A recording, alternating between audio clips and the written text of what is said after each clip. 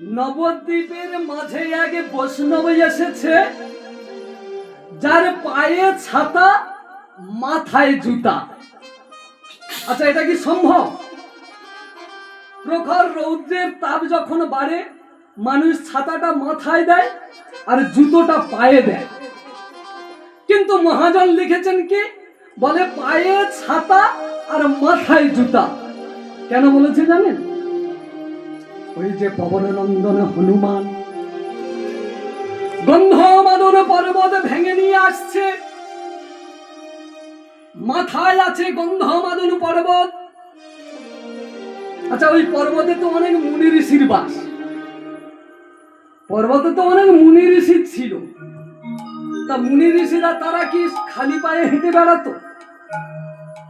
তাদের তো পায়ে পাদুকা ছিল, মানে খড়ম যার বলে, তা সেটা কি জুতো নয়?